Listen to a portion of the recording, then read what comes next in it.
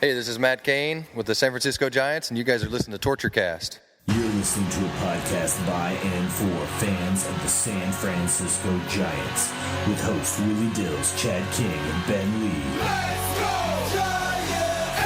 SF Giants! Let's go Giants! SF Giants! Dedicated to the greatest team in Major League Baseball history, the San Francisco Giants. This is Torture Cast.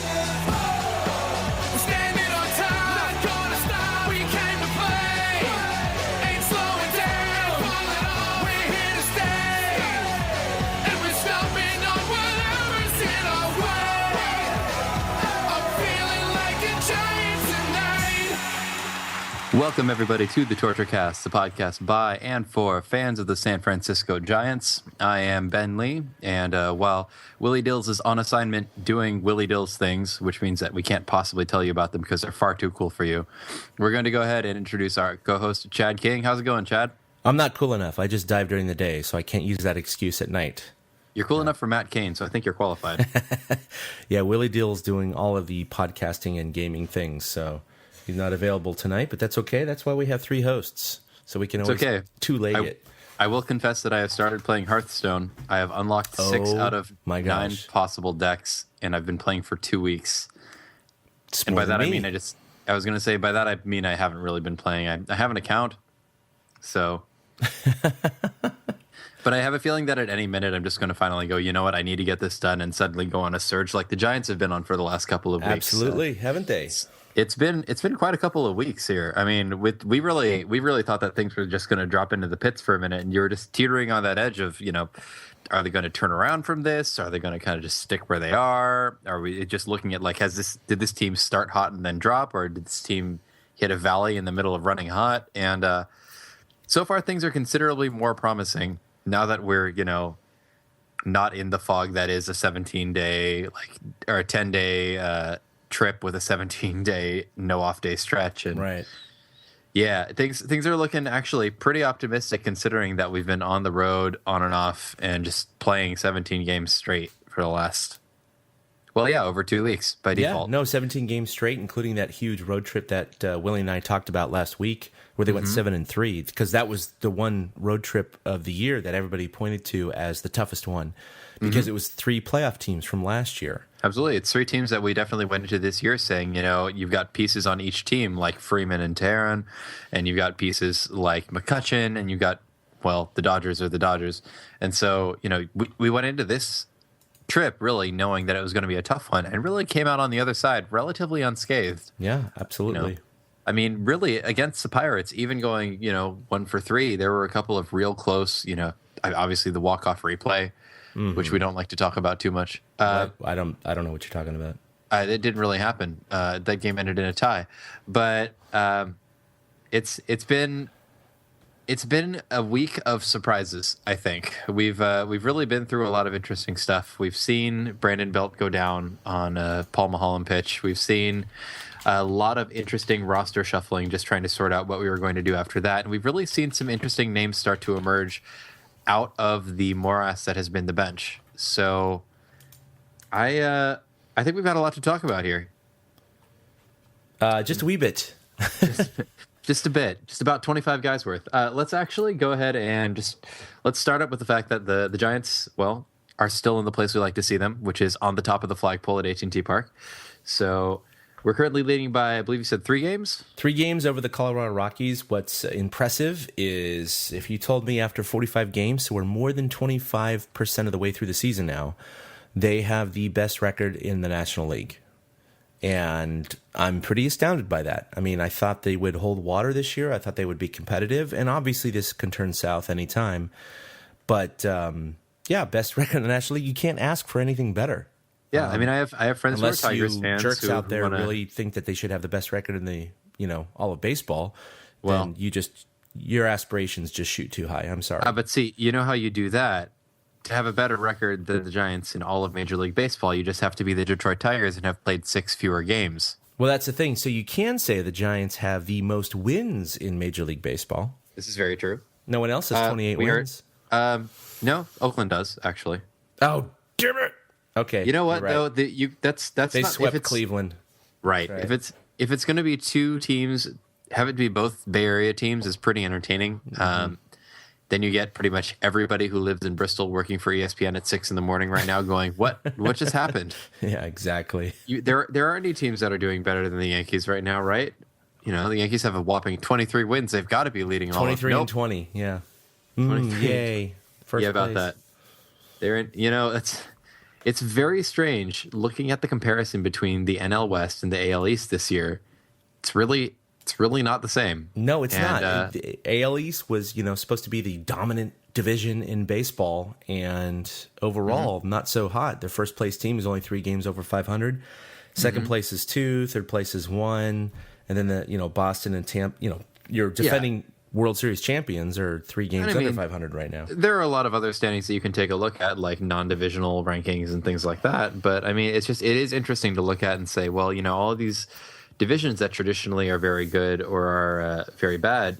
Taking a look at the NL standings. I mean, the NL West is actually, I'd say like 4 out of 5 teams, maybe 3 out of 5 teams are doing, quite frankly, really well. And several have equal or more wins than the New York Yankees do, which is a weird thing to look at the NL West and see. It's one of those things. It's like the NL West seems to once in I guess like every 4 or 5 years, is suddenly the entire division is really good. Yeah. Do you remember that happened one year in, I can't even remember when, 2009, 10, 8, where the NL West, like 4 or 5 teams, really, really good.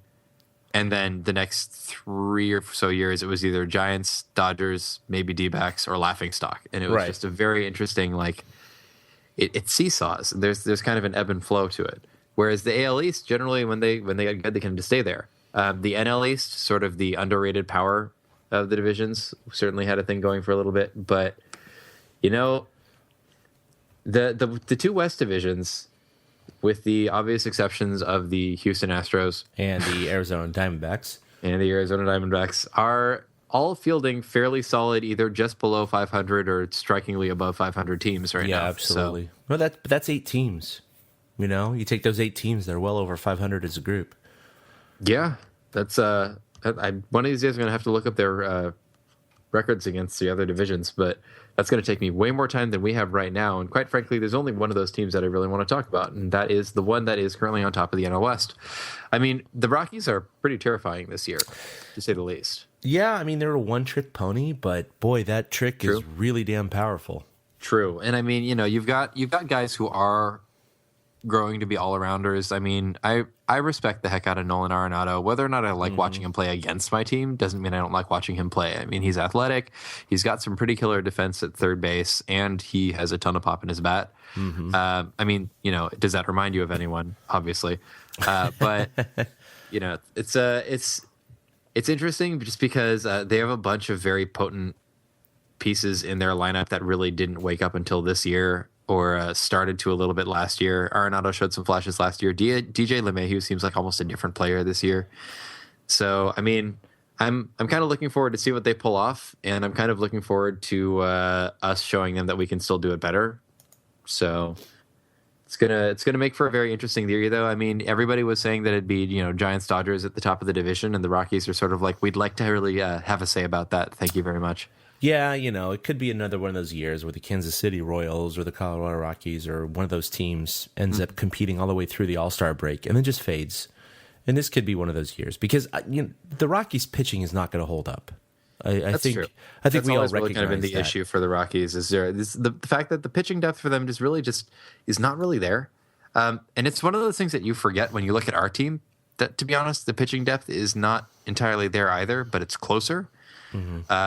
But the issue with the Rockies is that it's not just the pitching depth; it's also the major league ready pitching is really it's shaky. It's not impossible. I mean, these guys happen to stay healthy; they may very well stand a shot, but it's just hard to count on that with a team that's either mostly young or old. It's you've got guys who when you're a staff ace is Jorge De La Rosa, you're sort of squinting at it, going, he's okay, and he has flashes of brilliance, that's sort of how we treat Tim Lincecum, who's our like fourth starter now. So Yeah, about that. about that. One thing I want to actually, get us back on track is, last year the Giants finished 10 games under 500, and Did they ever? did they ever? And they were, playing very well up until the Pagan injury. Mm-hmm. Just a little bit of a historical standings update. The Giants are actually 3 games ahead of where they were last year at this time. So that's positive news. So basically, last year's Giants are where the Rockies are right now. Because we were still functioning pre-death fog last year, as I recall. Yeah, because Pagan went down on May 25th. So this is still pre-Pagan injury. And they were 25-20. And right now they're 28-17. In 2011, didn't Posey go down on like May 27th? Yeah, I think it was very close to that date. Why do all these things happen right around my birthday? Well, this is what I'm worried about. And we'll talk about it later. But I have the worst birthday, clearly. The worst birthday. The worst. Giants, all of the Giants get hurt. I have an odd year cursed birthday, so hopefully this year it'll be fine. Well, there you go. Yeah. Well, it's the even year. It's an even year, so it's supposed to be okay. So can somebody else's birthday be somebody in the off season, preferably? Yeah, that'd be nice. Which whoever's birthday it was that got Jeremy Affeldt to stab himself. Just keep doing what you're doing. We ended up okay. It's fine. Yeah, that was okay. That was okay. Yeah, but so this week the Giants go 4-3 in the homestand, which is fine. Anytime you finish above 500, you can't not so ask bad. for 5-2 and 6-1. I mean, it's fine. Right. The Marlins have some interesting pieces, and it's hard to be. It's easy to be upset, but there's something about those Marlins. Every time the Marlins, it's just. And now you've just cued that horrible Marlins song that I just somehow popped back in my mind. Stop it. And now everybody else listening to this, it just popped back in their mind. So I apologize for that profusely. As far as I'm concerned, we have completely disowned Creed from the United States. I'm going to post-produce this and insert that song into this section. I know you are, and that's why I'm really upset about this. So you don't listen to your own podcast. Not coming back to listen to the Nope. Not going to do it. If anybody wondered if I'm listening to this right now. Pretty much at the 11:30 Absolutely mark. not. All right. But what's really exciting is there's been a lot of talk about Pablo and Vogelson, and KMBR is just fun to listen to. KMBR is just fantastic. Oh yeah. Just watching what they tweet out and when you can actually listen to it live, but just the panic that engulfs the certain minority of the Giants fan base is just so entertaining. And okay. There's nothing that will ever be quite as funny to me after one of those stretches as, well, how can we trade Pablo Sandoval for Giancarlo Stanton? And the answer is you can't. You can't. That's just you can impossible. Be firing in all cylinders, and you can't. You can if you attach about $90 to $120 million to that. Maybe at that point you may as well you'll trade the entire team except Giancarlo Stanton. Yeah, is what'll happen pretty much. So we'll end up with the Marlins, but Bruce Bochy is not Dusty Baker in terms of allegiance to his players. We all know that Dusty probably took that a little too far. Right. I mean, Marvin Bernard. Why did you say players? Bochy is a player's manager, but he is a player's manager. We've heard that time and time again. But he's found a way, and this is, I feel like, more in the last 3 or 4 years, 5 years, really, where he's found a way to be a player's manager without really focusing on one player. Like, he's found a way to be a player's manager to the point where the players respect his decisions, and they get, with the exception of Hunter Pence, who said that his feelings would be hurt if he got taken out of the lineup. Bochy went, well, I don't want to hurt his feelings. I mean. But you really get the feeling that that guys will sit, guys will get days off, guys are going to get time to rest, and that they're not going to be upset about it. That there's not that even in the we're going to design and impose narratives upon what's happening with this team bins, nobody imposes narratives about guys getting days off for the most part. Yeah. So I definitely feel like if anything, the lineup management that this team has had has been pretty even keel. We talk a lot about who's where in the lineup, but it's not because of one player playing over another, with the exception of Pablo Sandoval, who I think there's a pretty good subset of us that all thought that he might break out eventually. But man, after a few weeks, things start looking bleak, and so I definitely get the feeling going on there. But Well, Willie and I talked about this last week, and back to the Bochy thing. He is the player's manager, and he does give everyone a little bit of rope, But at the same time, he's made the tough calls in the postseason with Pablo in 2010 and Barry Zito being off the roster, Tim out of the bullpen. Yeah, Tim out of the bullpen. All of those things, I mean, it's happened in the past, so he can make the tough calls with Brass, so that's not the problem. But he does have a little bit of leniency if you have a track record. Agreed. Unlike Marvin Bernard. Agreed. That's not. That's not a terrible thing. But the way that Bochy implements it, because the guys that he's really letting play out the string. I mean, you start questioning after a while if you really want to lay out the string with guys like Pablo because of just how bad he had been for a while there. But you look at the alternatives. That's part of it. And I think that's a huge part of it. I'm not playing Joaquin Arias as a full-time starter. Joaquin Arias hitting 162. It's again, like, okay, again, why? The one guy whose average is worse than Pablo that isn't Neri Adrianza. Yeah, exactly. But it's you notice though that the guys that he does let play out the string are ones that, if you were just looked at them on paper based on their previous seasons or on their careers so far, you'd say, yeah, he might turn it around. He's had some good times. This isn't the I have been given Miguel Tejada Bruce Bochy that we're working with anymore. This is a Bruce Bochy who is on a team that's won 2 World Series, that attracts people, that brings in agents like Mike Morris and brings in agents like, gets Hunter Pence to stick around on the team, because this is a team that not only has a reputation for having some success, but has a reputation for guys like Bruce Bochy treating his players well. And so I think that gives him the flexibility to work a little bit better, because he can get more of the staff that he and that the front office want. That, and also I'm just thankful that we don't have Miguel Tejada anymore. I think that's just weird thinking about that. It's just like Oral Hershiser or Darryl Strawberry, or some of these guys in the past who are like, right, he was a Giants for like a minute, maybe 10 minutes, and that just doesn't make any sense. Yeah, or even just like pledging allegiance to a struggling Aaron Rowand and things like that. I mean, it's boy. I liked Rowand. Okay, I just didn't like watching him play anymore at that point. As a dude, I figured he was probably all right. But he was a guy who he really played out the string more than anyone. Yeah, he showed up and he did his job. He just wasn't doing his job as well as he was when he started, and it's just he just burnt out. What are you going to say? But at least it looks like right now some of his allegiance to Pablo, again, they don't have a backup. So who else is he going to play? I mean, I've heard some crazy stuff on KMBR and websites and fan blogs and everything like that, and the people are completely out of touch. I mean, bring up Gary Panic and things like this. And you're like, what are you talking about? I mean, there's no viable alternative to Pablo Sandoval at third base. There just isn't. So there's no alternative like a half-functioning Pablo at third base. And if Pablo is starting to fire on cylinders now, which is even better, then, we're doing pretty good. I mean, and again, we're a quarter of the way into the season, and there's so much time left that there still is time for a guy like Pablo to turn around. And what do you know? The last 9 games, Pablo's hit .389 over his 9-game hitting streak. His average has gone up 50 points from 173 to 220. It's not inconceivable to think that if he continues this hot streak in another week, he's going to be hitting 250, and no one's going to be bitching as much. So, Brandon Crawford's hitting 241. So those two are actually starting to come together. Not that Pablo shouldn't be hitting worse than Brandon Crawford, but the point being is that no one's been complaining about Crawford's offense because, number one, he's not supposed to be a great hitter. Number two, his defense has been so stellar this year. Oh, yeah. No, I mean, Crawford has been ridiculous. And I mean, no one cares if he hits 220. Right. The only thing that's keeping Brandon Crawford from getting a Gold Glove is Andrelton Simmons. Mm-hmm. The only thing getting Andrelton Simmons a Gold Glove at this point is Andrelton Simmons. One, he's good, but two, he's already had a Gold Glove. Yeah. So, I mean, it's, Brandon's been ridiculous.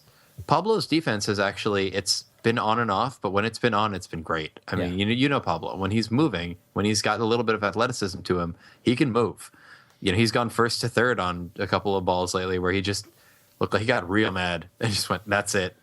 We've seen Posey go first to third on a couple of balls. I know. He's even scored from second a couple of times with really, though, some slides at the plate. It's been getting a couple more days off does wonders for you, apparently. Yeah, but unlike his tags at home plate. We won't go man. there. Well, we'll skip that for now. Yeah. But I will say that with Pablo and with everybody on the team, when we had that simultaneous stretch of like 5 guys hitting slumps all at the same time, it's one of those things. You notice it so much more at the beginning of the season, and we always say this, and then we always promptly forget it as soon as it's happening. But you notice it so much more at the beginning of the season because you're starting with numbers that begin at 0, and by default, the closer, like the smaller the sample size is, the more the wildly those variances. numbers fluctuate. Right? I mean, that's how a guy finishes the first 2 games of the year and is suddenly batting 750 Yeah. because he happened to hit a hot streak and hit 6 out of 8, and all of a sudden he's batting 750, and you go, wow. Second coming of Babe Ruth. And it's like, there's not a lot that you can do about that because you see these numbers and they're presented to you usually with some kind of narrative, usually one that you see with yourself with your eyes, and you go, okay, yeah, that's right. It's absolutely, he's doing terrible. He's doing wonderful. He's amazing. He's off to a hot start. He's off to a poor start. And it's so funny to look back on these, like 3 months later and go, oh, well, that was off. Looks good now, guys. Yep. So, Well, that's why people react a little too soon. It's just like Ryan Vogelsong. He's probably the biggest question mark on the pitching staff. sure. Still is, in my opinion. But No, he still is because, again, we're only a quarter of the way through the season. But here we are. He gets blown up by Colorado 5 or 6 starts ago. His ERA is ballooned to 7.71. Again, small sample size, like you were just pointing out. true. And everybody's calling for his head. And on this podcast, I was questioning if he was going to be a starter after the All-Star break. Because we all knew that Bochy was going to give him, at least to the All-Star break, halfway through the season, basically, to kind of I mean, see how I it goes. He's earned that, right? short He's of his earned that. ERA staying at 7 through the All-Star break. I mean, otherwise, yeah, he was certainly going to get a shot, but he really turned it around. He has Definitely to sort of like completely turned it around. I mean, took over his those last words and 5 starts, stuffed him right back. yeah, I mean, he allowed in one of those 5 starts, he allowed 4 earned runs. In the other 4, he's allowed 1 or 0. So his ERA over those 5 starts has been 1.62. With that So said, now we, his ERA has been cut in half, by more than in half, under 3.7. So now he's under Tim Lincecum. He's under Matt Cain. I mean, his ERA is right in the middle of the pack. well, Vogelsong as the ERA leader is something that we've seen before, and it's something we'd certainly like to see again. But I will say with this, we apologize to our listeners because you didn't actually get to see us looking silly over the last 4 weeks. We've been a little on and off. You've gotten to see Chad look silly making predictions with Eric and friends and Michael. Oh yeah, But yeah, I haven't gotten to say anything stupid yet, so I'm attempting to make up for it in this podcast all at once. go right now. So, oh no, I can come up with some good ones, but we'll get to those as we go along. I definitely think that if I'm going to do anything dumb and reactionary at the moment, it's really going to be about the bench, and we're going to get to that. So No, I will have look, I'll have my reactionary time. I'm a huge Vogelsong fan, and I know you're even a bigger fan than I am. And I want him to do so well, even more so than like a Tim Lincecum, because he's had his success so far. He's had his accolades. He's had his money.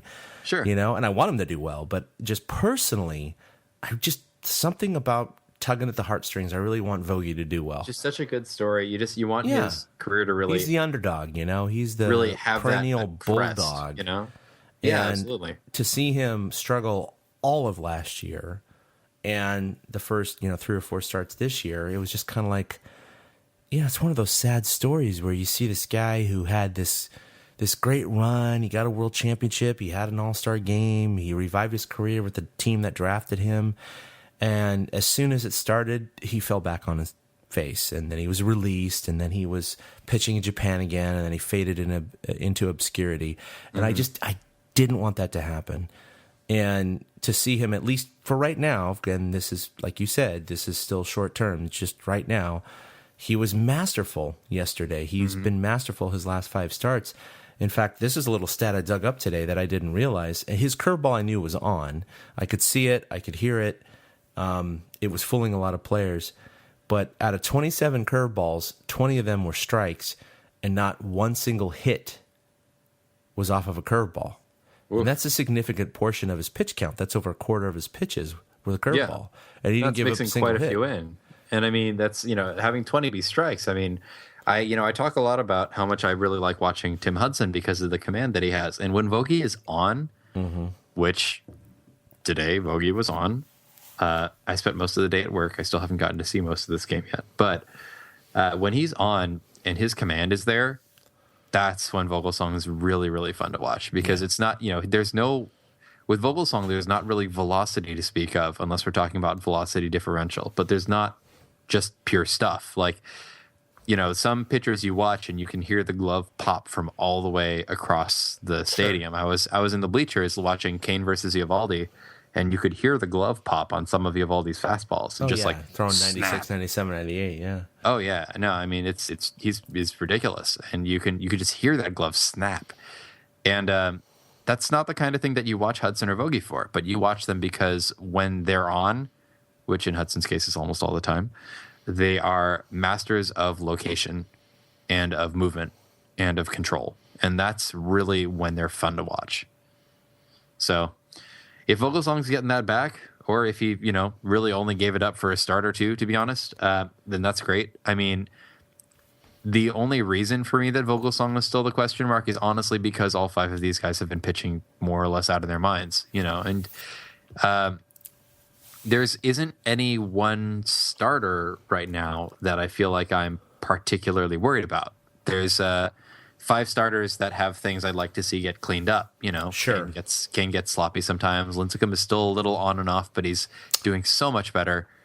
Bumgarner is having weird, 2 or 3 inning stretches where things just start falling apart, and then suddenly he'll just tighten everything back together and strike out 5 dudes in a row. Well, that's the thing. Bumgarner, his ERA is great, but his whip is horrendous. In fact, I think it's the worst on the team. Yeah, Bumgarner has been getting out of a lot of jams. Exactly. He's not getting himself into a lot of spots. He's been putting the most runners on base out of any starter, yet he has the second lowest ERA. So, I mean, that's just indicative of him getting out of jams. I think he might have one of the better, just trying to remember how he's doing as far as innings pitched, because Bumgarner is starting to get stretched out a little more when he's good. I mean, 52.2. The only person who's pitched more is, of course, Tim Hudson, who seems to be primed up for a CG every single time he takes the mound right now. He's got 1, but so does Bumgarner. And Bumgarner actually had never really had a complete game before, and finally got one in Colorado, right. I think. So there are signs that Bumgarner is doing things that he hasn't done before in his career, and there are also signs that Bumgarner is doing things that we are really unhappy that he hasn't done before. Well, and you look at it and you're like, you haven't done that before. My apologies. Tim Lincecum has the worst whip of any starter at 156, but Bum is number 2, second worst, with a 142. And then it goes Vogelsong with a 133, Kane with a 131, and then Hudson with a microscopic .81. Yeah, Hudson's is actually better than most of the relievers on the team, which I am getting a huge kick out of. That's disgusting. Yeah. The only person that's better than him actually is keeping 100 guys off base. Is Romo. Romo actually is .64, even though his ERA is higher than some of the other guys. But yeah, .64 for Romo. But other than that, he has the second best whip on the team. Yep. So that's saying something there. I'm getting a kick out of that. I mean, well, look at Bumgarner's average against 278. I mean, 278. That does not compute. Yeah, well, and that's Bumgarner has been letting a lot of guys on and then finding ways to work out of jams, and that's what's been interesting to me in a way, because it still makes him an effective pitcher, and in the 90s this would still be pushing him towards Cy Young status, getting these kinds of numbers because they look good until you look at how he's getting them. He doesn't have enough wins for that though, but that's okay. No. He's been getting mad bummed. Caned, but different. Kane finally has a win. I'm excited about that. A win. Yeah, it was his first win in 9 starts. Yeah, although in fairness, his ERA is 4.33. It's still, he's still had plenty of times that it's the stuff has looked so good and just. Yeah, he has these stretches where you're like, that's the Kane of the perfect game. That's the Kane of the playoffs. And then he just. These stretches where he's like, that's the Kane of 2013. Yeah. The first half of 2013. Indeed. That was in fact, right now, he has a 4.33. I can't look it up right now, but I guarantee you his ERA at this point last year was in the sixes or whatever it was. That's fair. Yeah, it was extremely high. Can I point out something interesting, though? Stat-wise, Tim Hudson and Madison Bumgarner actually have the same FIP. Oh, really? Yep. And for those that know FIP, fielding independent pitching, the idea is you're trying to take out the effects that the fielders have on ERA and on other statistics. There are way better explanations on Fangraphs. You should read that and not attempt to listen to mine because it'll be terrible. But when you look at the discrepancies, we just pointed out that Madison Bumgarner has allowed 1.42 batters on base per inning, more or less, walks and hits. Hudson, on the other hand, 0.082, which is about Jose Altuve size when we're talking about how many batters. But ERA-wise is even, is almost more drastic. Tim Hudson's sporting a 2.09 ERA, which is ridiculous and great, knock on wood. But Madison Bumgarner is sporting a 3.25, which is still the second lowest in the rotation. And that Hudson's gotten vultured a couple times. But fielding independent pitching, it's the same. So, I mean, with every stat, you have to use a number of stats to really be able to look and see what's going on. But so much of Hudson is based around crappy contact. Yeah. And so much of Bumgarner nowadays is really based around just like power strikeout stuff that it's really interesting to see between the two of them. Fielding independent, they're doing about the same. But in every other way, Hudson is so much doing better this year. Except for number of strikeouts, but that's Madison Bumgarner for you. Exactly, that's Bumgarner for you. By the way, has anyone else noticed that Tim Hudson is still only allowed 4 walks? Oh yeah, and he went 30 or 31 innings before he gave up his first walk. Yeah, and now he's at 60.1 innings and he's given up 4. So that's still only 3 walks in his last. So he's 30. Really fallen apart these last 30 innings. Man. I mean, 1 walk every 10 innings. Horrible. That's terrible. Horrible. Absolutely terrible. Get him off the mound. I know. Look at the rest of the starters. So Hudson's, granted, he has the most innings pitched at 60, but actually, no, that's even better for him. What am I talking about? He has 4 walks, and he has the most innings pitched. Here are the other 4 starters: 16, 18, 18, 17, and they're all between 43 and 52 innings pitched. So it tells you right there how much control Tim Hudson has. Incredible. Just absolutely incredible. And he has the lowest strikeout ratio out of all the starters. So it shows you that you don't need powerful swing through stuff to be effective. Yeah. And I mean, it's, I always like looking at strikeouts to walk ratio. And Tim Hudson has the highest just because he has so few walks. What is that? That's that many strikeouts. 9.5 to 1. 9.5 strikeouts per single walk. That's if you go 2 to 1, you're good. You're doing all right. I like to see like around 3, 9.5 to 1 is 9.5 to 1. Ungodly. Tim Hudson is playing a video game, and we are just the pixelated audience in the background. Bumgarner's a little bit better than 3 to 1. Vogelsong's a little bit better than 2 to 1. Lincecum's a little bit better than little under 3 to 1. Little under 3 to 1. Little under 3 to 1. And then Matt Cain's a little over 2 to 1. So it shows you the difference there. All the starters are basically 2 or 3 to 1. 9.5. And then 9.5. What? Over 9,000? So it's just stupid. Oh man. So, with all this talk about the guys Vero Petit is over 4 to 1, by the way. Oh, let's not even get into Petit yet. I want to talk about later. I don't want to. No, I do want to talk about the bench later, but I want to talk about the bench batters. But we'll get to that. Actually, as far as talking about batters that we don't see a lot of, let's talk about some of the batters that we aren't seeing much of at all. Scudero. Scudero. Oh man. So we've now heard. Yeah, you say that's the game you play when you can't find people, and I know. So, I mean, we've heard that Scudero's gone for a blood spitting procedure. We're hoping it's going to help, obviously. It's hard to say. Bochy said it was a blood spitting thing. Just getting technical. In fairness, that is probably about as much as I know about it as well. So from my perspective, I actually find that completely educational. However, for those in our audience that actually have an idea of what this is talking about with platelet procedures, that's great. You can be confused by this less than I am. I would say that Scudero is obviously not the only question mark right now. Scudero is, quite frankly, the least important question mark because Brandon Hicks has actually been doing a great job filling in at second, almost surprisingly so. But I'm enjoying it. Everybody loves Brandon. So it's that's been the Brandon to Brandon double play has become a staple of Giants fandom. So that's worked out quite well. Also, the Brandon handshake, the brand shake, if you will. The brand shake, yeah. The brand shake. But we've got a couple of other nagging things going on. We got Pablo's toe, so he was he's going to be that he was questionable for a little bit for, was it this upcoming series, or was it no? It was getting back here. There was Pablo versus the Marlins was a thing that was looking iffy for a little bit, and then he ended up playing. He's fine. He's fine. Yeah. Let's see. Obviously, Belt, who we expect back around the All-Star break, and hopefully in, at least passable to good form.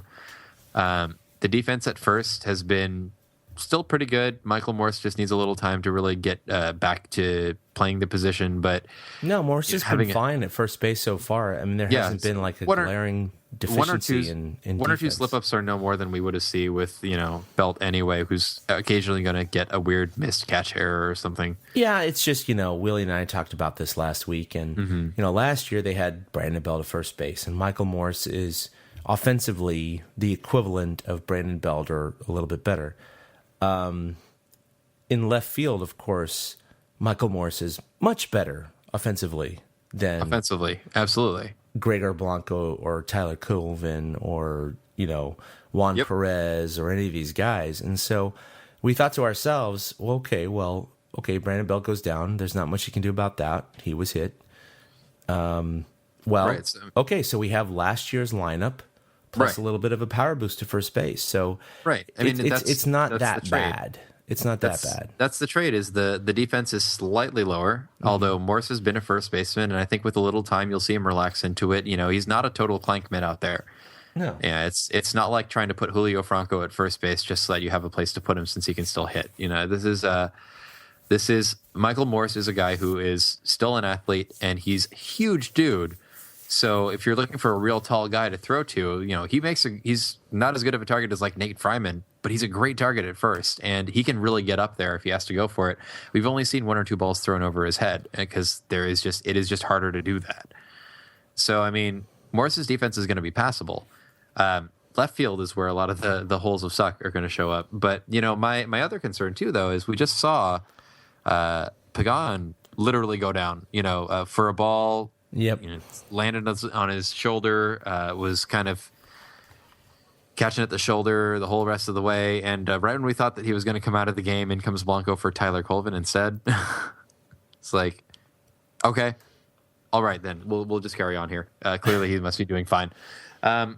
It's this. There's the sort of the undercurrent that these are going to start to maybe catch up with the team a little bit, and you hope not. But the 2010 team was really based on a team that got really, really lucky and had guys like Freddie Sanchez stay in one piece long enough to keep playing. So, I mean, there's the question, are the injuries going to catch up to the team at all? Do you think that the Giants are like dodging bullets left and right here, or that they're really just kind of dealing with the regular major league season pretty smoothly? Yeah, I'm just waiting for the other shoe to drop, to be honest. Scudero, I'm not too worried about. We talked about this last week as well. Yep. Brandon Hicks, he's certainly not the clutch hitter that Scudero is. He doesn't bring the OBP. He doesn't bring the average. He doesn't bring. No, but Crawford's starting to turn into that a little bit. He's not a 300 hitter, but but he's better. But Hicks's offense, in terms of his power, has absolutely, mostly, I should say, made up for Scudero's clutch hitting. I would still rather have Scudero at second base. Right. I'd rather have a 300 hitting, clutch hitting second baseman than a 200 hitting. Right. Although I will say that I actually really enjoy watching Brandon Hicks turn a double play. But that's the thing, is that the other tangible is his defense, because right now he has much better range than Scudero. Right. And he's been able to, he saved a couple of runs by his defense, and he's won a couple of games with a couple of home runs late in the game. So overall, he's absolutely, I don't know what his WAR is right now, but I would, venture a guess to say that it's close to Scudetto's if he were, in at this point. So he's been a decent replacement.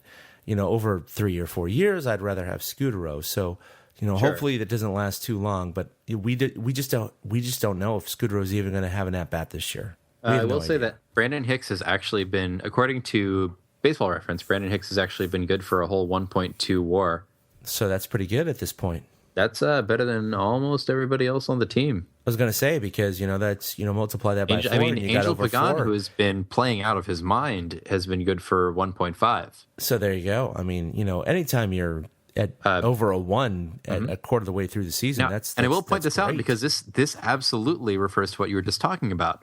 When you look at and Baseball Reference will split it up between offensive and defensive WAR as far as wins over replacement.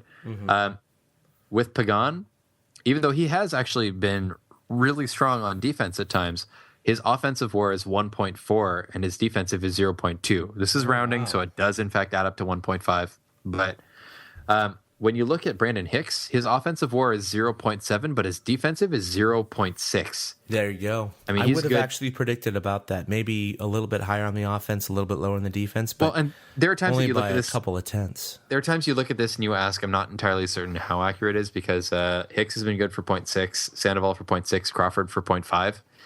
And but the thing is, Crawford hasn't played as often. He's but it's funny. But that's also in comparison. Yeah. Pablo Sandoval, on the other hand, has been good for 0.1 offensive win. So we hope to see that improve it's soon. 0.1. A little bit.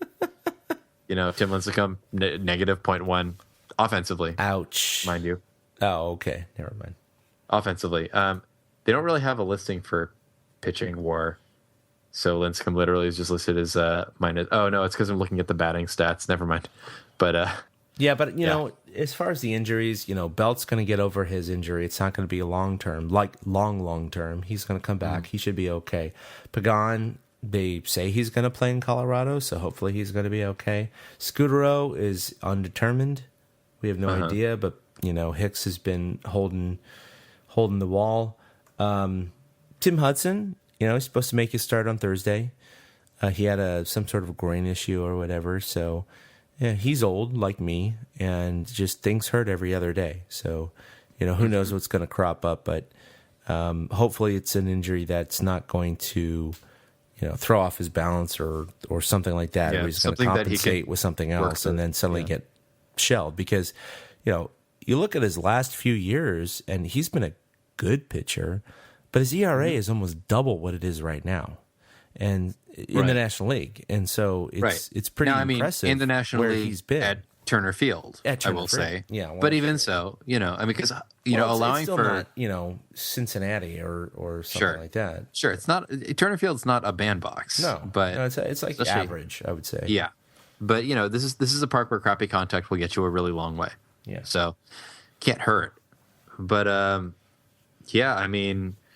this is a team that's built with not nearly as much depth as I think we like to pretend that we have in our farm system sometimes. And, some of our really promising prospects like Mac Williamson have gone down with injury. So it's one of those things, you start looking and wondering when Adam Duvall is going to come up. And it's like, it's not a great feeling. He's done well, in fairness, but just there just isn't nearly the depth with this team that I think you'd be hoping for. And I mean, beyond guys like, Heath Hembry and Tyler Colvin, frankly, we didn't have a lot that's sitting in the minors that's definitely major league ready. There's a bit, and I think that some people will come up and surprise us, but for the most part, it's, with a lot of teams, you keep your major league ready pieces ready because otherwise they're going to end up on other teams. And I think we're going to have to see how it plays out, but it's always something that your whole entire season can change in an instant, and hopefully we lean more towards the 2010 trend than we do towards the 2011 trend. That all caught up with us in our 1 year, and let's. I'm just going to stop. This line of thought is just getting really depressing for me right now. We're going to move on. All right. Well, let's go to a more depressing thought. Okay. Tyler Colvin or Gregor Blanco in left field. You know what's funny? The ideal arrangement. When you just on paper, you saying that does make me depressed. But I will say that when you look at how they've done since Belt went down, Blanco has changed drastically. He has. He is like got a little spark under his butt. I don't know what's gone on there. I almost want to say if you told Gregor Blanco, here is your chance to attempt to take over this job, it's almost like that went, oh, really? Well, he's played completely differently since the belt injury. He's gotten his average all the way back up to 140. I'm sorry. I had to. His on base is 283 right now. So, I mean, Blanco is getting on base some, almost as much as you'd want out of an average player. He's still not at a point where I feel like he's going to make a lot of contributions. Colvin, on the other hand, is batting a cool 364, but he's batting 364 in 22 at bats. So it's hard to. Sure. Yeah, his on base percentage is 417 in 24 plate attempts. He has walked twice. He has struck out 9 times out of those 22 at bats. So yeah, not so much. Yeah, so I mean, if we're expecting Colvin to sort of be like a secondary Brandon Hicks that can play in left and can run, that's okay. But I feel like 2 Brandon Hicks is a lot to put on a team, and Colvin just hasn't been fortunate enough to be quite as timely. So it's hard to say between the two. It's crazy. He's hitting 364. But he has 8 hits and 22 at bats. That's great, but he has more strikeouts than hits. So his strikeout ratio is like he's hitting 400 with strikeouts. Although so does Hector Sanchez. That's crazy. Who's hitting 288. So that's going to happen with some hitters. We're 24 Ks and 66 at bats. Yeah, I should a ton. I should probably point out here that Michael Morse has 40 strikeouts and 41 hits. So that counts as more, though, so it's okay. Brandon Crawford on the other he has 10 home 5 runs. strikeouts and 34 hits. Mm-hmm. But it's with I like Tyler Colvin, but I tend to like the new guys. I think we've seen that with every time that one of them has come up and done something interesting. I say it's a good story. I'd like to see them do well. So yeah, sure, I'd like to see Colvin do well. I remember seeing photos of Colvin getting speared by a broken bat and feeling really, really terrible, like pit of my stomach terrible. And it's really nice to not only see him doing well, but obviously to see him doing well as a Giant because I'm a selfish bastard. But I wouldn't mind seeing Colvin do well, but I think that if Gregor Blanco is playing more like Gregor Blanco did the first 6 days after Belt went down, then you have to have Gregor Blanco in left field. I think that it's worth flipping between the two of them to keep them fresh, to have them ready in case one of them needs to cover for Angel Pagan on a given day. I think that if they're both firing off relatively well, that they are very useful pieces to have sitting around. But yeah, mostly I just really want Brandon Belt to get better already. That'd be great. That'd be great. He's got pins in his hand and it makes me upset. Yeah, they're calling him Chubbs from Happy Gilmore. Oh my gosh. Oh, of course they are. Why am I even surprised? I'm not even surprised. Oh yeah. That's great. Like a gator ate his hand or something. All right. So fantastic. I will say I do want to mention really briefly. So I think that most of us can agree, for the most part, having watched them the entire year, that with possibly one exception, prior to the Belt injury, our bench sucks. It's not so good. Our bench sucks. Ari Adrianza is up to a 162 average, which is the highest on the bench not named Hector Sanchez with more than a smattering of at-bats. Yeah, Juan Perez is at 0.50. But he's primarily he's primarily the new Darren Ford at this point, but he's not as good of a base runner as Darren Ford. Yeah, but 1 for 20 is 1 for 20 is not great. It's not great. 1 for 20 is not great. Not great 1 for 20 with 7. 1 for 20 with 7 strikeouts and a caught stealing is not great. I like Juan Perez. I really liked watching him play at Yankee Stadium last year. Yeah, he had a great game. Yep, there, I think maybe he needs a little time in Fresno. Maybe, but it's just going to depend on whether Sacramento in the future, or perhaps I don't know how I feel about that, to be honest, and we'll leave it at that. But With Perez, it's sort of like unless another option presents itself that's as fast and as good of a defender in the outfield, he's someone you keep around as a fifth. Like Sure. he's perfectly serviceable as a fifth outfielder right now, who you don't expect to hit often.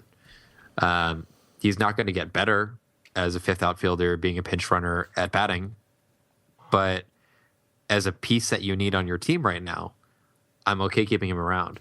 The thing is, he hasn't been productive off the bench as far as stolen bases. I mean, he's scored 2 runs. You know, he's been put into 21 games at different points, usually in place of Michael Morris as a pinch runner, who is then replaced by Gregor Blanco. But if his value to us is supposed to be as a pinch runner, and he's scored twice and he's been caught stealing once, it's just not great. It just, you know. So as you can tell, I'm clearly on the fence about Juan Perez. Oh, clearly. I'm not sure that he's the most valuable, but there's a place for him on this team the way that he's being used now, but he's not really filling it. But there's no one else to do that spot. Yeah, that's the thing. That's kind of the issue we're having with a couple of these guys. I mean, you've got guys like Joe Panic that are moving their way up the ladder and that are probably going to be major league ready at some point soon, assuming that they can kind of keep up what they're doing. But, you know, right now, I mean, Ariadna is serviceable as a stand-in. His defense isn't bad, certainly. Joaquin Arias is Joaquin Arias. That's really all I can say about that. I'm just saying these guys are hitting like a collective 110.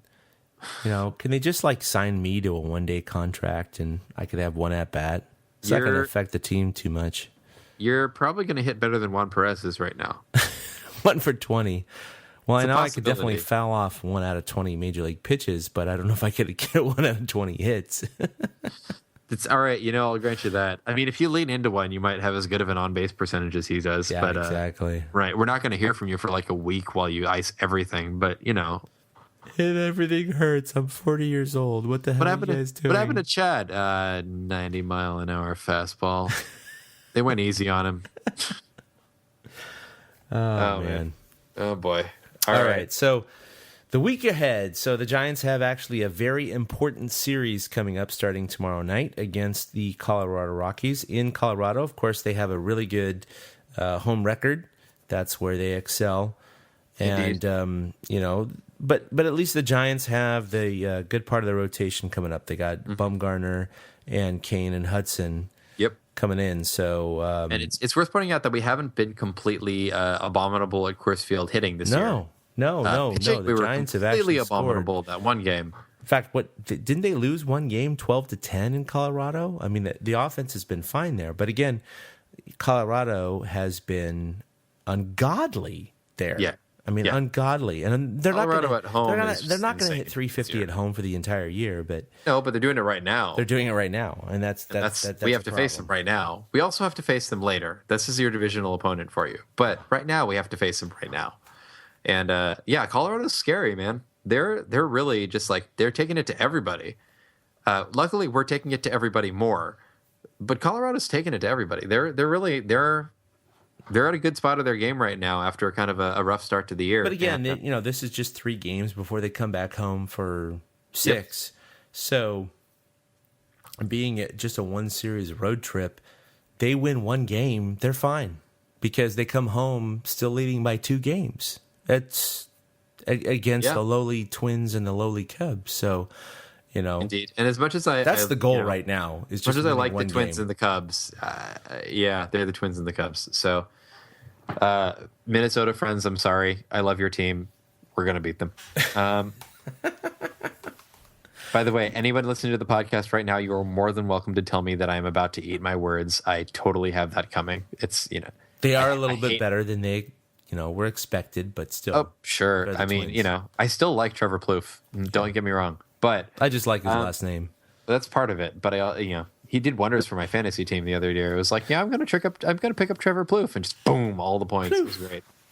But yeah, no, I mean, I like the Minnesota Twins as a team. I also like Minneapolis as a city, but it's You have to hope that the series against the Twins and the series against the Cubs is what we think it's going to be, because honestly, it's not necessarily going to get a ton easier from here. The Twins and the Cubs are just the beginning of a stretch that's about to include the Cardinals, the Reds, the Mets, which the Nationals, which I'm still not sure whether I believe the media about them or believe the Nationals about them, because the way the Nationals are playing does not at all line up with how people are talking about them sometimes. Well, I think what's extremely and then Colorado remarkable again is that the Giants play 19 games against the Dodgers this year, and they've already played 10 of them. And we're just barely a quarter of the way through the season. So they only have 9 games left. I mean, that's a lot. Don't get me wrong. Sure. But 9 games against the Dodgers is going to feel like forever when we get there. yeah, that's 3 more series. But still, Sure. They've already played 3 series, Yeah. including a 4-gamer. And so they've already played more than half their games against the Dodgers, and they went 7-3. So, even if the Giants, I mean, to be honest, clearly I want them to go, 6-3 in those 9 games. But even if they went 4-5 or 3-6 in those games, they still end up the season with a winning record against the Dodgers. So that's They've pretty good. racked up a lot of credit so far. They have. They're playing with a little bit of house money. Yeah, against and LA it's right now. it's good that you point that out too, because that, not just the record against the Dodgers, but also the record on that 10-game road trip, should really, it should make us at least feel better about the fact that we are about to face the Cardinals, the Reds, I keep wanting to say the Mets next in the same tone, but I can't. Yeah, you just can't. You can't. I can't. It's okay, Mets. You still get David Wright.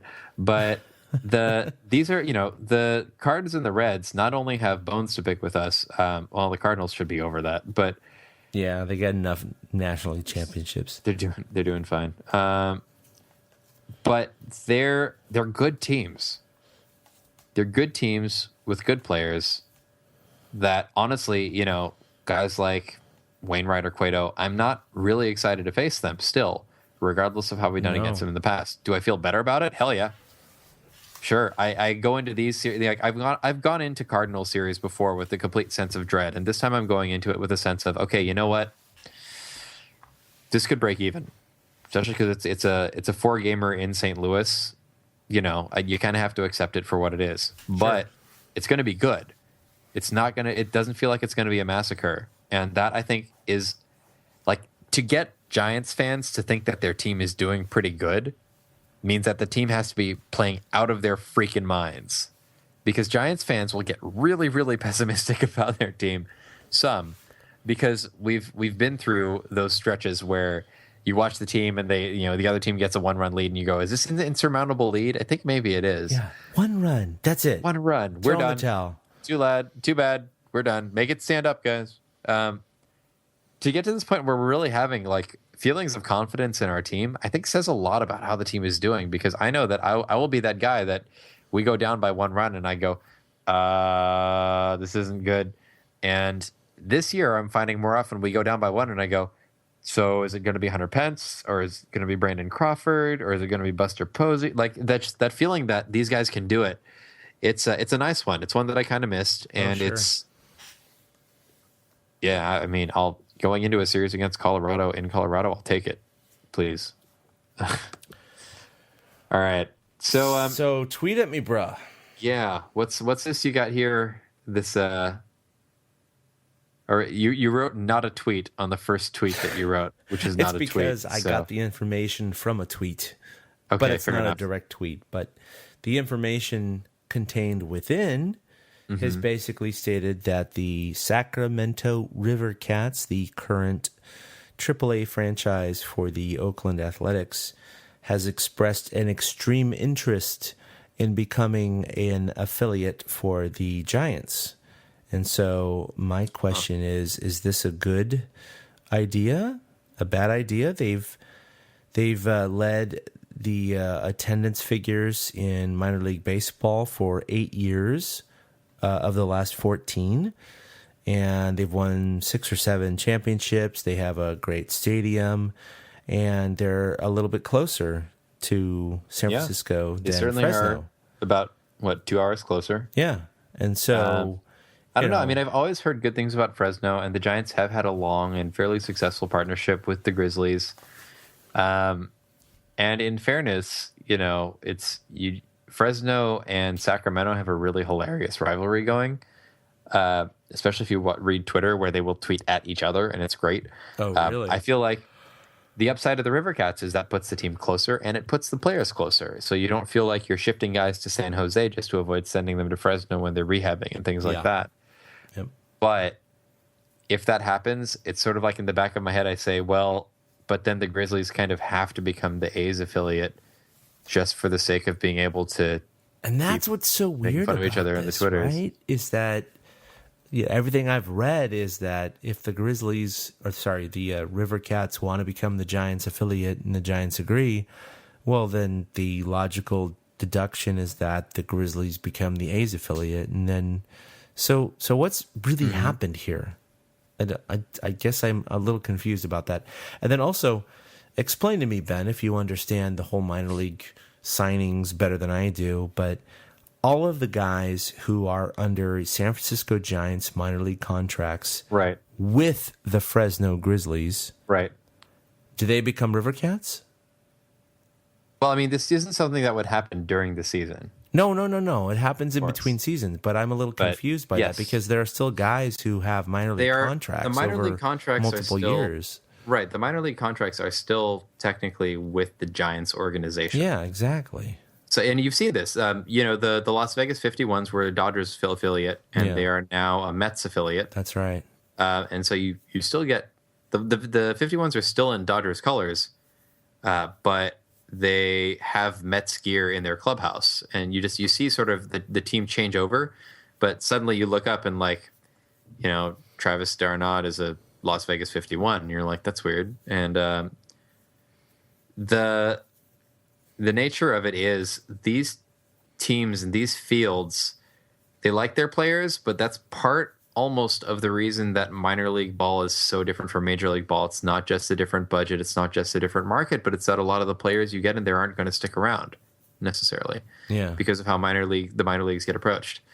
If the org moves, or if the org changes the location of a level, just like when the Giants went from the Connecticut Defenders to the Richmond Flying Squirrels, the players go with them. So all of a sudden you look down and Travis Ishikawa and Darren Ford and Gary Brown are suddenly Sacramento River Cats. Yeah.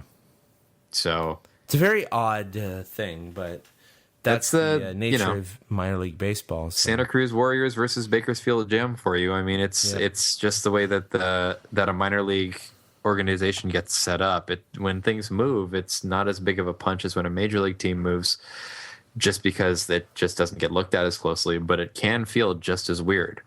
Yeah, it is. Because, a bunch of us baseball fans for the A's and Giants just associate the Grizzlies with the Giants and the River Cats with the A's. And if flip-flop, those of us that don't remember far back enough to go to Phoenix. Yeah, I know. Look at Phoenix. Exactly. That used to be the Giants AAA franchise. Yeah, and I mean, Fresno's been around for a long time. Mind you, Fresno's been since 2000. I mean, in my mind, Fresno is kind of indelibly Giants country, and Sacramento is like the River Cats fans. But what was Phoenix? The Firebirds, right? Gosh, I want to say at one point they were just the Phoenix Giants, but I could be totally wrong. I think they're Phoenix Firebirds. I want to say. Could be right. Yeah. I totally don't remember anymore. Gosh. Google will save me. Help me, Google. You're my only Google. Yes, it was the Phoenix Firebirds. Okay. They were they were the Giants affiliate from 1966 until 1997. Wow. 31 years. Yeah. Actually 32 years if you include 58 to 59. They were also so 32 years they were their PCL expansion, and then they became the Arizona Diamondbacks expansion, and then they left. They disappeared, became the Tucson Sidewinders, and blah, blah, blah. There's a whole litany here. Anyway. Yeah. No, and it's very interesting watching minor league teams move around because they do so much more frequently. Right. Not entirely, like the landscape now of the minor league teams is slightly but not completely different from the landscape that it was, 5-10 years ago. But, you go back 20 and all of a sudden everything's different. So I don't know. I wouldn't be totally opposed to it strictly for the reason of being able to access Sacramento a whole lot easier, especially if you're like me and the only way to get to Fresno is Greyhound. I guess Amtrak will run some too, but I don't drive, so for me to get to Fresno is not nearly as easy. And so from my perspective, I don't mind. It's weird. No. But I don't mind. Not inconvenient. Right.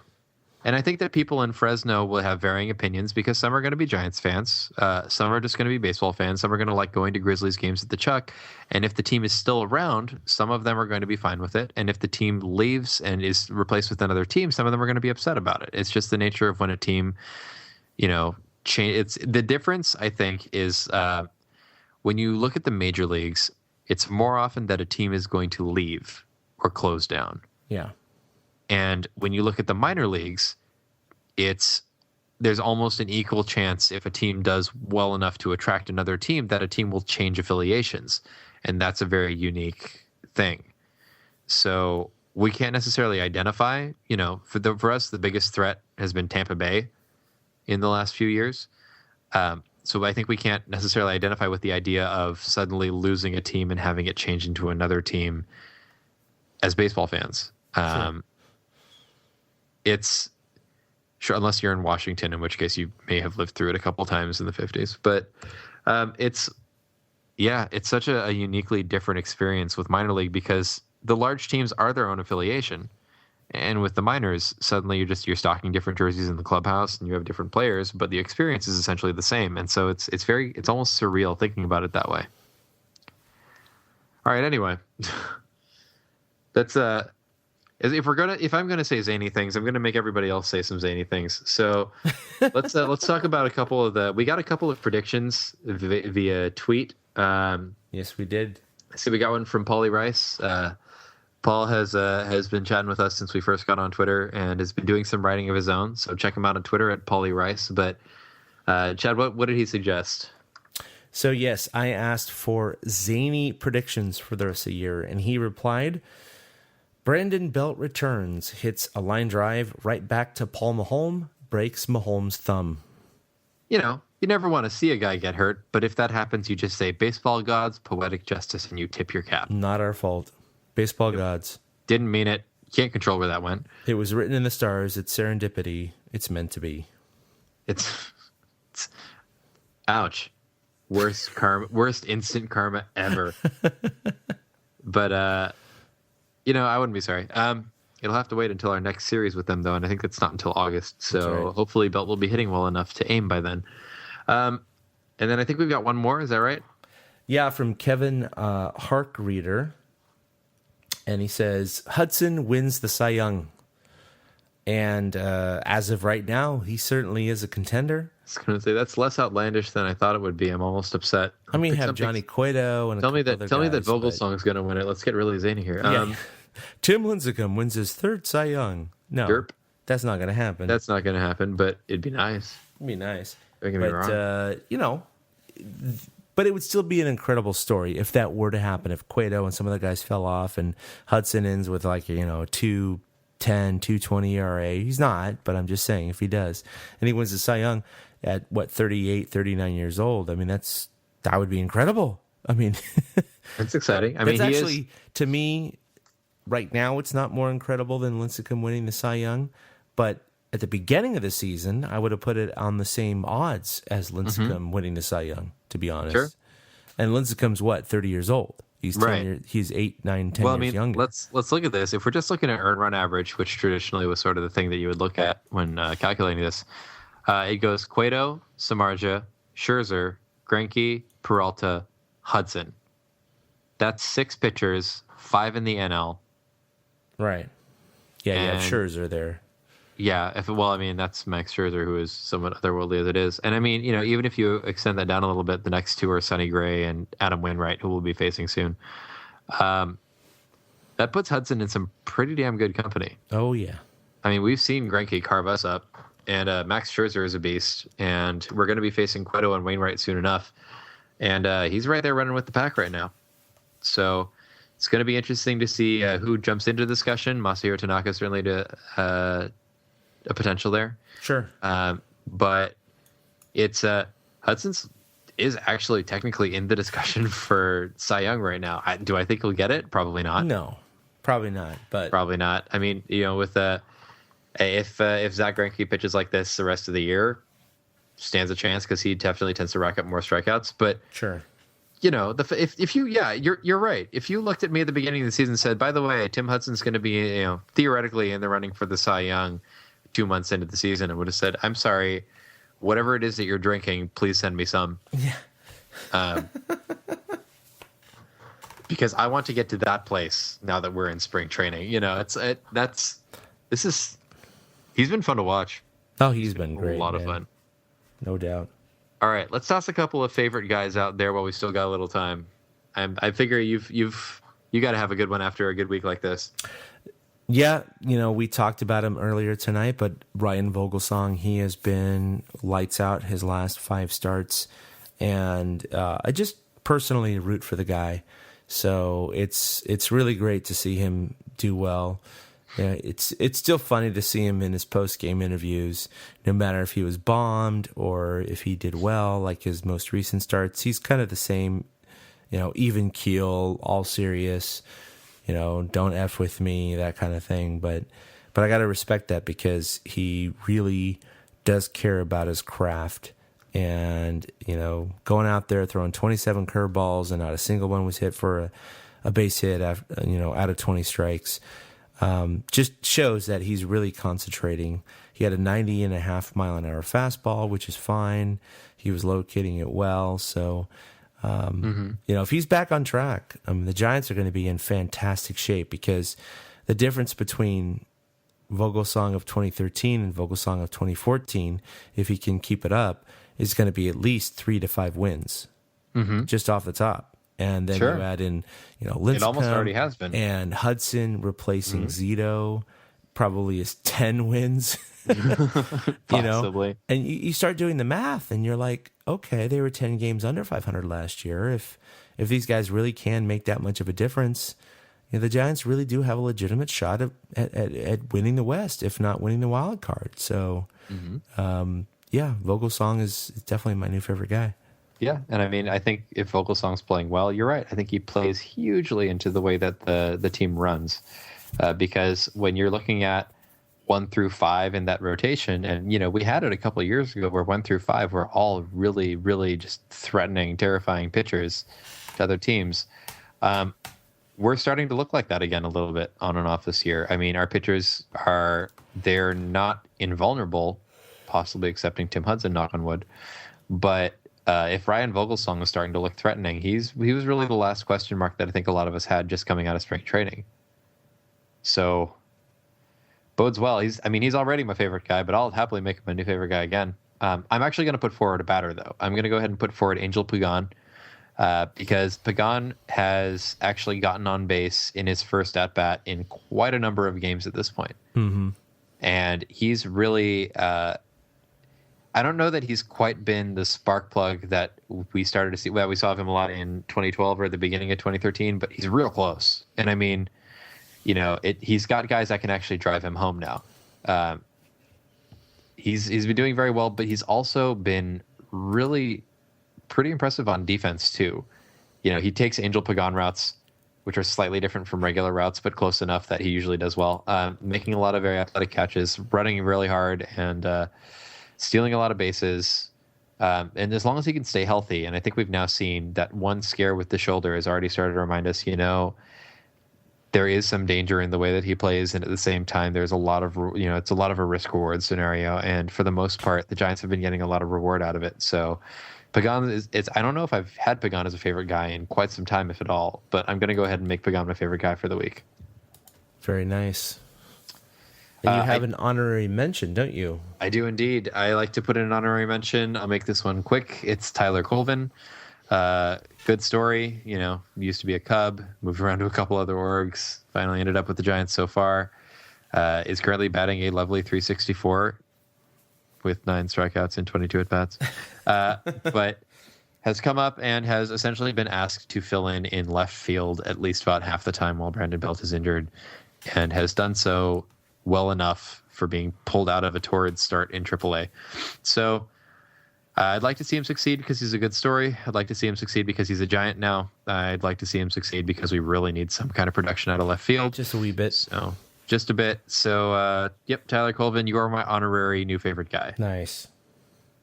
All right. You got anybody to hate this week? You know what? I was feeling really benevolent, so I didn't go for it. I didn't go for the throat. But you know what? You missed last podcast, so you need to catch up. All right. It's just because Willie isn't around, isn't it? You just can't hate anybody without somebody to push you along. You can imagine in your head right now, Willie's Such saying, a nice guy. Let's hate on some guys. Yeah. Let's hate on some guys. Yeah. I'm just gonna go ahead and hate the entire Marlins death fog. We had it. Yeah. We've seen it many a time. We had a little scare there with Angel Pagan in a couple yesterday's game. No, day before. Seems like he's doing all right. Fingers crossed that the day off does him enough good and that the shoulder, it's not too big of a deal. But yeah, that Marlins death fog, we got out of the end of it relatively unscathed, and I feel quite fortunate for it, but I'm going to hate it anyway. Yeah, it just seems like one of those, you have LA hitting Brandon Belt, and you have, Marlins hitting a ball that Pagan dives for and hurts his shoulder. And it's just these just little random things that really can, it's that butterfly effect. Really can have an effect on the rest of the I don't know season how for little a particular team. Belt being out for 6 to 8 weeks is, but I do get what you mean. It's, they seem like they're small things at the instant they happen, and then suddenly they're bigger things, and suddenly they're bigger things. And, it always seems to be the damn Marlins the last couple of years, though, and so I'm going to go ahead and hate on them. Good. So that brings us to our favorite optimistic topic, no matter how pessimistic the situation seems. We're going to go ahead and say why we will win it all. And we've certainly got a couple more options this year than we did by June last year. So it's nice to be able to get into this topic and say why we reasonably could win it all because we're not mathematically eliminated. But to actually we were saying things like if the Dodgers die in a plane crash. Which we all felt really bad about. Yeah. And we're like, what are we doing? What are we saying? Oh my gosh. But, it'll do that. And someday we will get there again. Let us never take this for granted. But for the moment, we have some reasonable reasons to talk about why we will win it all. So, Chad, why will we win it all? So both Willie and I thought that the bullpen was going to be the number one reason last year, or last week, I should say. Mm-hmm. And if it continues on an above average pace, it's going to definitely be a huge contributor. But seeing the last week or two of Vogelson and Panda awakening and their contributions creating a couple of extra wins in this last week, absolutely, if they pick it up for the rest of the year, like they've been playing lately, and, Panda hits 280, 290, 300. Right. Vogelsong ends with a sub-4 ERA. I mean, that's at least a half a dozen wins added to their total. It's almost got to be, right? The way that this team is playing now. It's got to be. So I think those two guys are also going to be huge keys to the rest of the consistent starters in bullpen. So if that's just kind of like gravy on the top. If they can get those guys in line with what's been working so far, Giants are going to be tough to beat. Yeah, I'm with that. I mean, they're looking a lot better, and just the reassurance of not looking in the lineup and seeing a 160 hitter that isn't Joaquin Arias is you can't really underestimate how different it feels to look and see that Pablo's hitting 222 than to look and see that Pablo's hitting 180. It feels different. Feels different, yes. Because the number has a 2 on the front, man. That's all it takes. I'm going to go ahead and say that we're going to win it all because we're starting to see some signs of life from the bench. Now, some of it's because they've been pressed into service as starters, but Colvin, Blanco, Sanchez, they're all starting to do stuff. Sanchez has actually been pretty decent. off the bench on and off this year. He somehow always ends up being the last batter of the game because that's when Bochy decides he can safely use his backup catcher as a pinch hitter. But so Sanchez has ended a few games, but Sanchez has actually also brought a lot to the team in the late innings. Blanco has really started to step up a bit in production, and it's going to be a question whether that's maintained or whether it was a flash that happened right after the belt call. And Colvin came up and started off on the best possible foot hitting, but it's just going to depend on if he can keep it up. I think the bench is going to be a huge key. I think that the way that the bench is starting to come to life a bit, and the way that the guys who are there honestly are starting to wear out their welcome. And if it wasn't for the fact that most of them are out of options, I'd say we're likely to switch in some other pieces soon. I still think we might, and I think that the bench starting to warm up is really going to be the reason why we win it all. Good call. Okay, so I think we both work in the morning. I'm pretty sure you have me way beat, though. So yeah, got to leave at 5:30 in the morning. So oh my gosh, no, doing a little dabbing tomorrow. So. No, thank you. Well, okay, thank you that part. Yeah. All right. Well, that's a good thing. I think we're going to go ahead and tie it up here. I think we've talked plenty about what's been a pretty good week in Giants baseball. I think that we have a lot to look forward to. And yeah, anything that you want to say before we close up? No, the Giants just won't be worse than 3 games behind the Rockies by this time next week. So they're still viable, worth talking about. So the Giants have not made themselves irrelevant by any means. And in fact, they've even been number 1 on a couple of power rankings. Yeah, we talked about that last week. They were number 1, and the A's were number 2. And I haven't seen this week's power rankings, but I got to imagine they're in the top 3. Mm-hmm. So, A's and Tigers may be above them. Who knows? Maybe. Gotta say, the things are looking good so far. Obviously, we await the next week with bated breath. But regardless of what happens, this is a fun team to watch, and it's going to be a fun team to watch next week too. So that's it's going to wrap up the Torture Cast for us for this week. As always, it's been fun chatting with you guys about Giants baseball. And at any time, feel free to tell us what you think about Giants baseball right now at TortureCast on Twitter.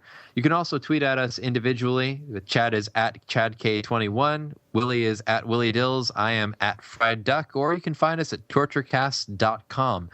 You can also check us out on YouTube. Check us out on Facebook. Check us out on Podomatic. You can also check us out by telling us that you would like to say hello. And beyond that, get in touch with us any way you like. We're more than happy to hear from you, and we're more than happy to get your comments about Giants baseball onto the air. For Chad and Willie, this is Ben Lee saying this has been the Torture Cast, and we'll see you next time. A big thank you to everybody for listening to the Torture Cast, the podcast by and for fans of the San Francisco Giants. Follow us on Twitter at TortureCast. You can also like us on Facebook or check out our blog at torturecast.com. I also want to say thank you to Ashcon and Bailey for letting us use their song Feeling Like a Giant for our intro. For Ben Lee and Chad King, my name is Willie Dills saying we'll see you next time.